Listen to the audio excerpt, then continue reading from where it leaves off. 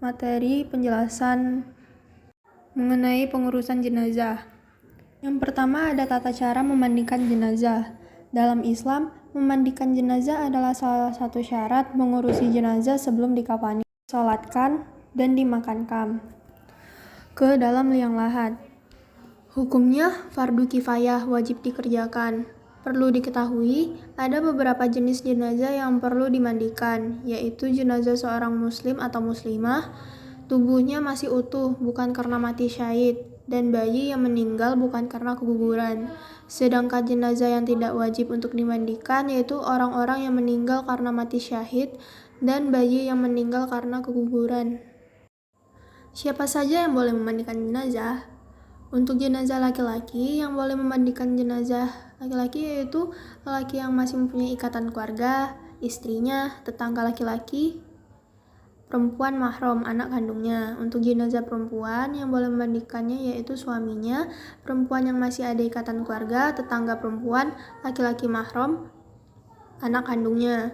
Untuk jenazah anak di bawah usia 7 tahun itu boleh dimandikan baik oleh perempuan maupun laki-laki. Sebaiknya didampingi ahli fikih.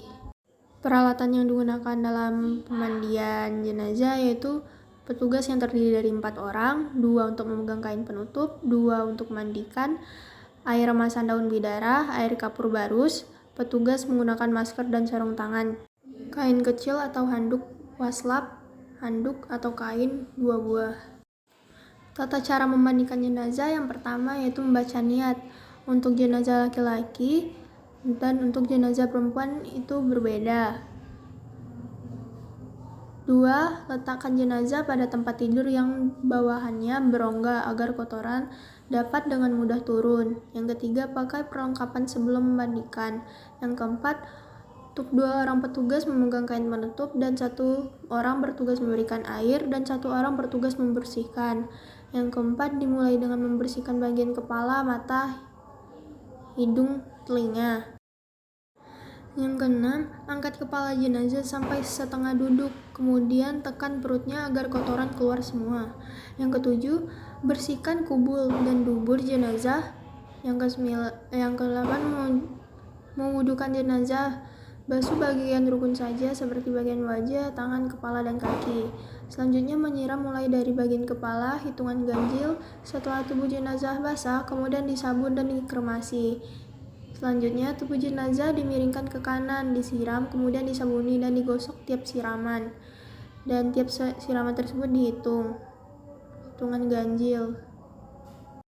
Selanjutnya tubuh jenazah dimiringkan ke kiri, disiram, kemudian disabuni dan digosok tiap siraman dihitung. Kemudian setelah selesai kemudian dibilas semua, tiap siraman dihitung sampai bilasan terakhir. Kemudian handuk atau kain yang dibentang di atas jenazah ditutupkan dan dihandukkan ke tubuh jenazah. Setelah dirasa cukup, ambil kain yang sudah disiapkan sebelumnya dan dibentangkan di atas jenazah. Handuk yang basah kemudian diambil dan jenazah ditutupi dengan handuk yang kering yang membentang di atasnya. Tata cara mengkafani jenazah. Mengkafani jenazah adalah menutupi atau membungkus jenazah dengan sesuatu yang dapat menutupi tubuhnya, walau hanya selai kain. Hukum mengkafani jenazah muslim dan bukan mati syahid adalah fardu kifayah. Dalam mengkafani jenazah, terdapat hal-hal yang disunahkan, antara lain A. Kain yang digunakan hendaklah bagus, bersih, dan menutupi seluruh tubuh. B. Kain kafan hendaklah berwarna putih. C. Jumlah kain kafan bagi laki-laki hendaklah 3 lapis, sedangkan perempuan 5 lapis. D. Sebelum digunakan untuk membungkus, kain kafan hendaknya diberi wangi-wangian. E. Tidak berlebihan dalam mengkafani jenazah. Cara mengkafani jenazah perempuan, yang pertama, lembar pertama yang paling bawah untuk menutupi seluruh badannya yang lebih lebar, lembar kedua untuk kerudung kepala, lembar ketiga untuk baju kurung, lembar keempat untuk menutup pinggang hingga kaki, lembar kelima untuk pinggul dan pahanya.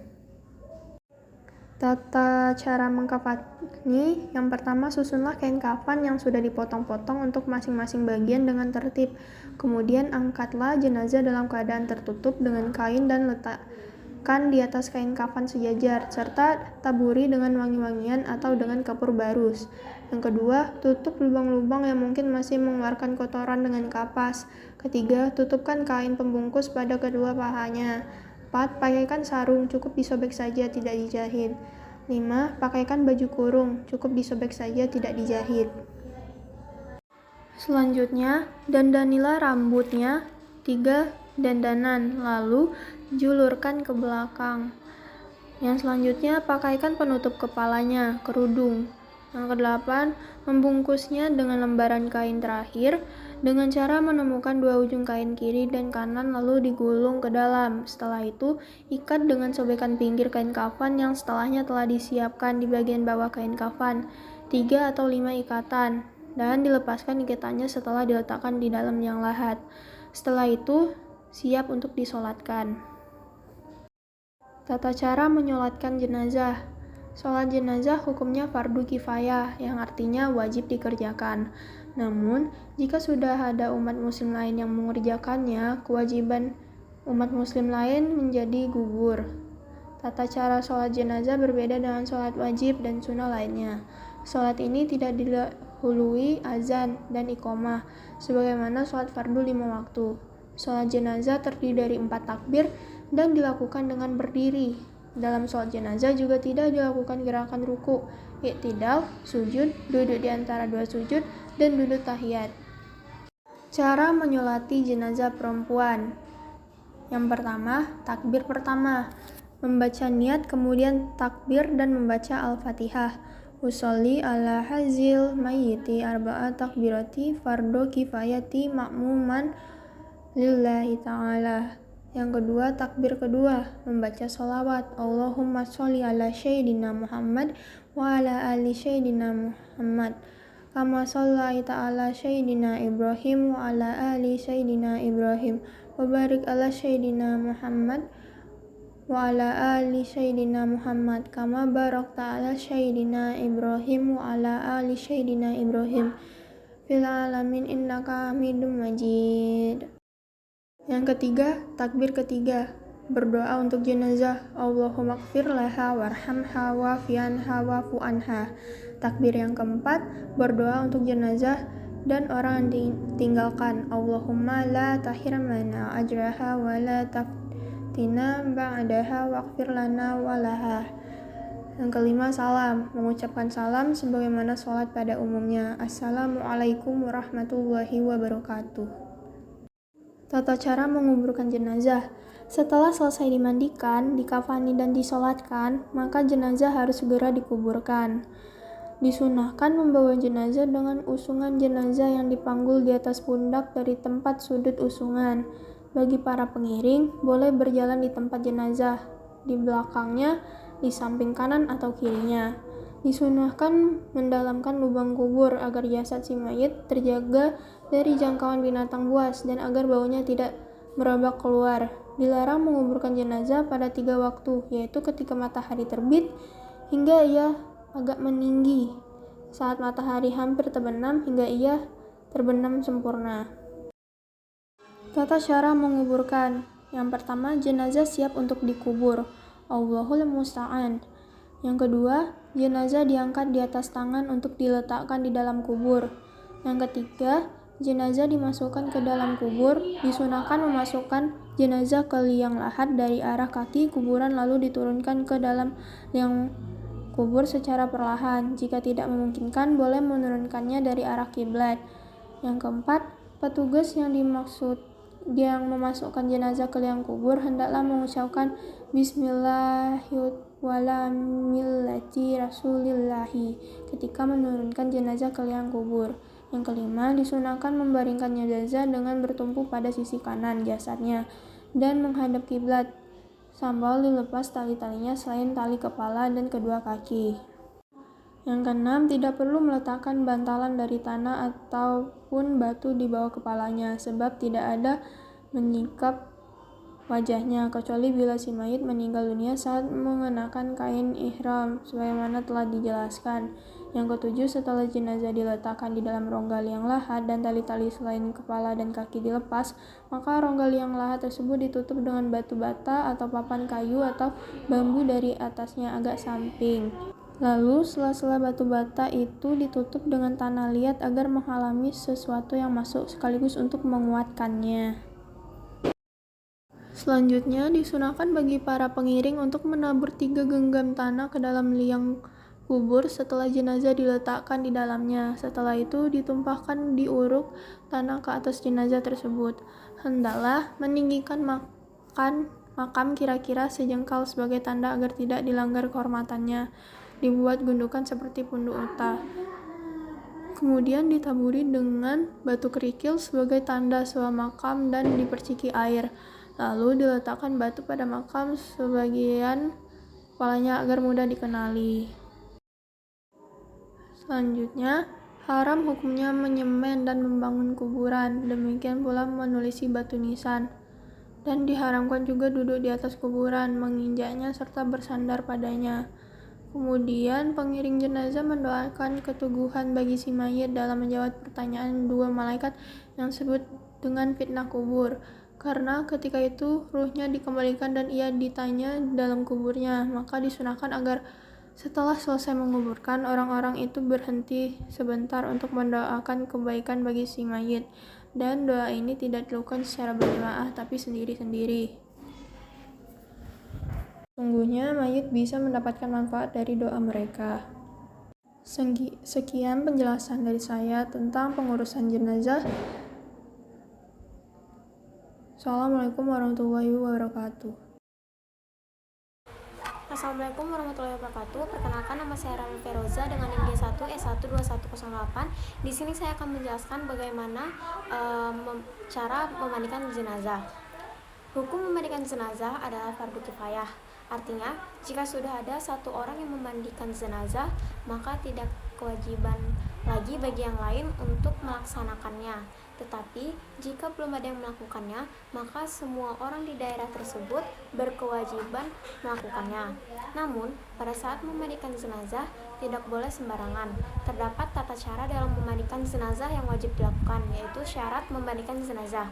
Syarat orang yang dapat memandikan jenazah yaitu beragama Islam, balik, berakal sehat atau sehat mental, berniat memandikan jenazah, mengetahui hukum memandikan jenazah, amanah, dan mampu menutupi aib jenazah. Syarat jenazah yang dimandikan beragama Islam, ada sebagian tubuhnya meski sedikit yang bisa dimandikan jenazah tidak mati syahid, bukan bayi yang meninggal karena keguguran. Jika bayi sudah lahir meninggal, tidak wajib dimandikan. Perlengkapan wajib untuk memandikan yaitu air bersih, sabun yang diberi dengan kapur barus dan wangi-wangian tanpa alkohol, sarung tangan untuk memandikan jenazah, sedikit kapas, potongan atau gulungan kain kecil, handuk, dan kain khusus basahan. Adapun langkah-langkah memandikan jenazah, yang pertama yaitu meletakkan jenazah dengan posisi kepala agak tinggi. Orang yang memandikan jenazah hendaknya memakai sarung tangan.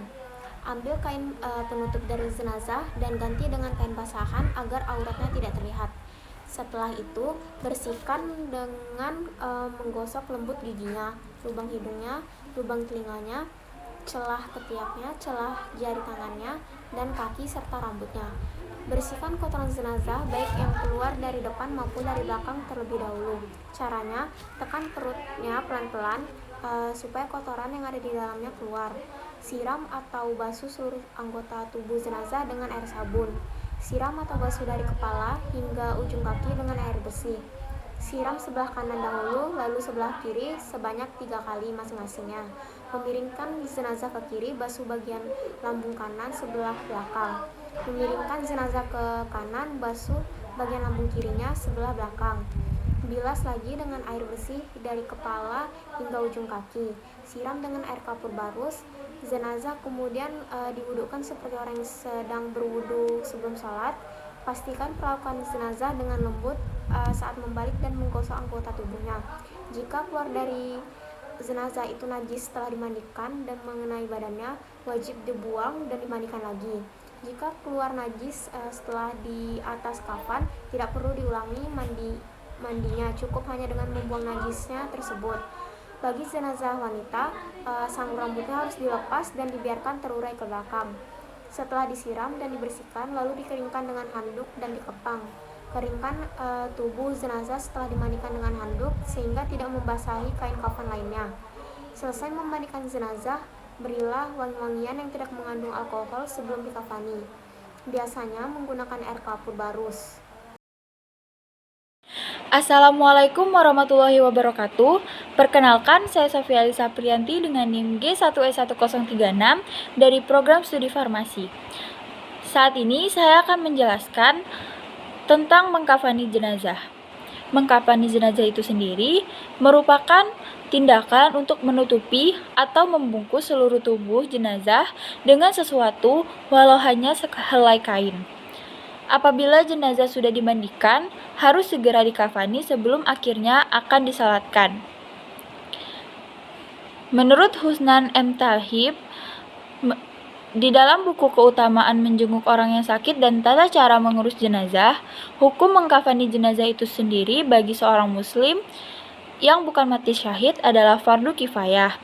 Adapun sunnah yang harus diperhatikan dalam mengkafani jenazah yaitu yang pertama adalah kain kafan yang digunakan masih bagus, baru, bersih, dan menutupi seluruh tubuh mayat. Yang kedua, kain kafan hendaknya berwarna putih. Selanjutnya, jumlah kain kafan untuk mayat laki-laki hendaknya 3 lapis, sedangkan bagi mayat perempuan adalah 5 lapis. Selanjutnya, sebelum digunakan untuk membungkus atau mengkafani jenazah, kain kafan hendaknya diberi wangi-wangian terlebih dahulu. Dan yang terakhir, tidak berlebihan dalam mengkafani jenazah. Doa untuk mengkafani jenazah. Allahumma tohirukum kama tohuru hadat duhu wa abisku bil libasi taqwa wa jamilhu bidu farin madafatu ilaih. Tata cara untuk mengkafani jenazah. Bagi jenazah yang laki-laki, yang pertama adalah bentangkan kain kafan sehelai demi sehelai hingga 3 lapisan. Kain yang paling bawah harus lebih lebar dan luas, serta setiap lapisan diberikan kapur barus. Yang kedua, angkatlah jenazah dalam keadaan tertutup dengan kain kafan, lalu diletakkan di atas kain kafan, memanjang, lalu ditaburi dengan wangi-wangian. Yang ketiga adalah tutuplah lubang-lubang hidung, telinga, mulut, kubul, serta dubur yang mungkin masih mengeluarkan kotoran dengan menggunakan kapas. Selanjutnya, selimutkan kain kafan pada sisi sebelah kanan terlebih dahulu, barulah disusul dengan bagian kirinya. Lakukan selembar demi selembar dengan cara yang lembut. Step yang kelima adalah ikatlah dengan tali yang sudah disiapkan sebelumnya di bawah kain kafan, sebanyak 3 atau 5 ikatan. Dan yang keenam, jika kain kafan tidak cukup untuk menutupi seluruh badan mayat, maka tutuplah bagian kepala dan kakinya yang terbuka dengan daun kayu, rumput, maupun kertas. Untuk jenazah yang perempuan, kain kafan untuk jenazah perempuan ini terdiri dari 5 lembar kain. Di antaranya lembar pertama berfungsi untuk menutupi seluruh badan. Lembar yang kedua berfungsi sebagai kerudung kepala. Lembar yang ketiga berfungsi sebagai baju kurung. Lembar yang keempat berfungsi untuk menutupi pinggang hingga kaki. Dan lembar yang kelima atau yang terakhir adalah berfungsi untuk menutupi pinggul. Tata cara untuk mengkafani jenazah yang perempuan. Yang pertama kali yang harus dilakukan adalah susunlah kain kafan yang sudah dipotong-potong untuk masing-masing bagian dengan tertib. Yang kedua, angkatlah jenazah dalam keadaan tertutup dengan kain. Lalu letakkan di atas kain kafan yang sudah ditaburi dengan wangi-wangian dan kapur barus. Yang ketiga, tutuplah lubang-lubang yang mungkin masih mengeluarkan kotoran dengan menggunakan kapas. Yang keempat adalah tutuplah kain pembungkus pada kedua pahanya. Yang kelima, pakaikanlah sarung. Yang keenam, pakaikanlah baju kurung. Yang ketujuh adalah dandani rambutnya dengan 3 dandanan, lalu julurkan ke belakang. Adapun cara untuk mendandani rambutnya bisa dengan dikepang ataupun diikat. Lalu yang step ke-8 adalah pakaikanlah kerudung. Ke-9, bungkuslah lembar kain terakhir dengan cara menemukan kedua ujung kain kiri dan kanan, lalu digulungkan ke arah dalam. Dan yang step terakhir adalah ikat dengan tali pengikat yang telah disiapkan. Assalamualaikum warahmatullahi wabarakatuh. Perkenalkan, nama saya Gina Sania dengan NIM G1E121038. Di sini saya akan menjelaskan tentang bagaimana menyolatkan jenazah. Adapun syarat-syarat sholat jenazah, yang pertama, seseorang yang akan menjalankan sholat jenazah harus memenuhi syarat sahnya seperti pada sholat yang lain, yakni ia harus bersih dari hadas serta najis, menutup aurat, dan juga menghadap kiblat. Sholat jenazah harus dijalankan setelah jenazah dimandikan serta dikafani. Jenazah harus diletakkan berada di sebelah kiblat dari orang yang menyolatkan. Waktu dan tempat sholat jenazah. Waktu sholat jenazah. Waktu sholat jenazah dapat dilakukan kapan saja, siang maupun malam hari, kecuali pada 3 waktu tertentu, seperti saat matahari terbit hingga agak meninggi, ketika matahari tepat berada di tengah langit, atau tepat tengah hari hingga ia telah condong ke barat, dan ketika di saat matahari hampir terbenam hingga terbenam sama sekali. Yang kedua, tempat sholat. Sholat jenazah bisa dilaksanakan di mana saja, di tempat yang layak untuk melaksanakan sholat, begitupun di dalam masjid sesuai dengan salah satu hadis yang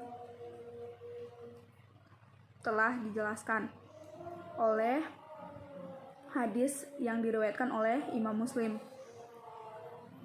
Selanjutnya, rukun sholat jenazah. Sholat jenazah terdiri dari beberapa rukun. Yang pertama, niat sebelum memulai. 2, imam berdiri sejajar dari kepala jenazah. 3, terdiri dari 4 kali takbir. Berdiri untuk yang mampu dilakukan berdiri tanpa melakukan ruku, sujud, serta duduk. Membaca surah Al-Fatihah, membaca salawat Nabi Muhammad SAW setelah takbir kedua, mendoakan jenazah setelah takbir ketiga, dan salam dengan posisi berdiri. Adapun posisi sholat jenazah perempuan dan laki-laki itu berbeda. Posisi seorang tata cara sholat jenazah untuk jenazah perempuan, posisi seorang imam tepat berada searah tali pusar, sedangkan untuk makmum berada pada belakang imam sesuai dengan urutan makmum laki-laki dewasa, selanjutnya perempuan dewasa, sedangkan untuk jumlah safnya sebisa mungkin sebanyak angka ganjil. Dengan menjalankan sholat jenazah dengan benar, maka kita akan memiliki manfaat yang besar. Adapun posisi sholat jenazah untuk jenazah laki-laki, yaitu posisi imam berada sejajar dengan kepala. Menyolatkan jenazah di masjid merupakan hal yang diutamakan. Adapun tata cara sholat jenazah ini, yang pertama, niat sholat jenazah untuk laki-laki membaca usolli ala hazal mayyiti fardhu lillahi makmuman lillahi ta'ala. Sedangkan untuk jenazah perempuan,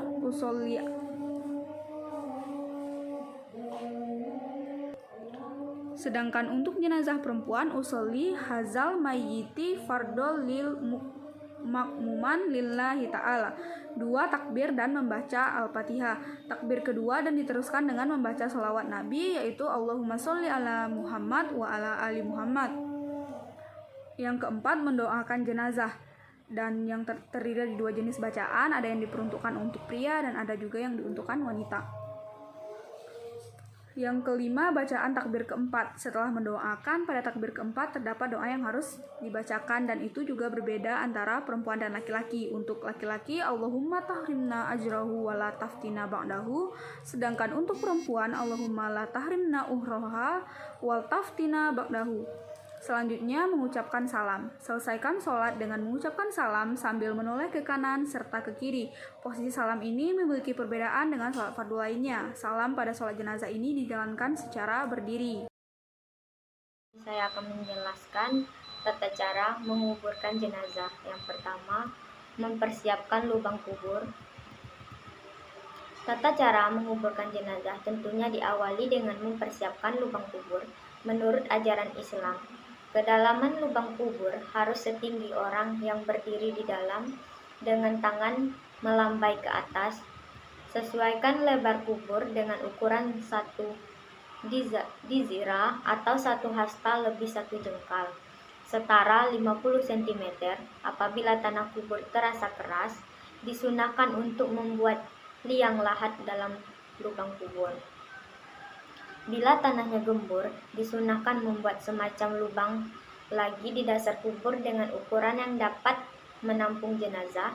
Kemudian, jenazah diletakkan pada lubang tersebut dan bagian ditutup dengan batu pipi atau papan kayu, lalu ditutup dengan tanah. Yang kedua, cara memasukkan mayat ke dalam kubur. Memasukkan mayat ke dalam kubur juga harus dilakukan dengan tata cara yang baik. Pertama, memasukkan kepala mayat dari arah kaki kubur. Letakkan mayat miring ke kanan, menghadap ke arah kiblat dengan menyandarkan tubuh sebelah kiri ke dinding kubur supaya tidak terlentang kembali. Selain itu, para ulama menganjurkan agar setelah dikuburkan kain kafan pipi mayat bisa ditempelkan langsung ke tanah. Simpul tali yang mengikat kain kafan pun dilepas dan membaca doa dengan terjemahan dengan nama Allah dan atas agama Rasulullah.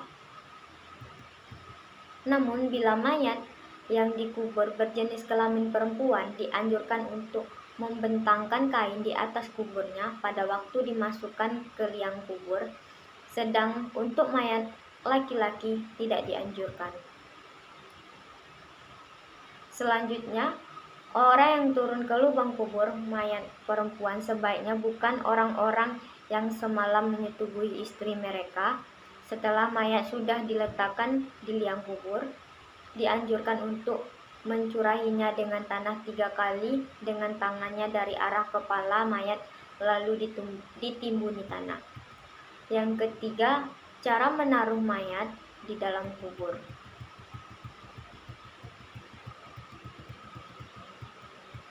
Terdapat beberapa ketentuan yang perlu kita perhatikan dalam menaruh mayat dalam kubur. Misalnya, taruh mayat di tepi lubang sebelah kiblat.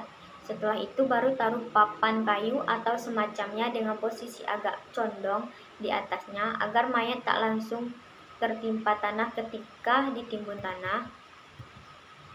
Dalam hal ini, kita juga bisa menerapkan cara lain dengan prinsip yang sama, seperti menggali di tengah-tengah dasar lubang kubur, lalu taruh mayat di lubang tersebut dan taruh semacam bata atau papan dari semen di atasnya dalam posisi mendatar untuk penahan tanah timbunan. Sekian, terima kasih.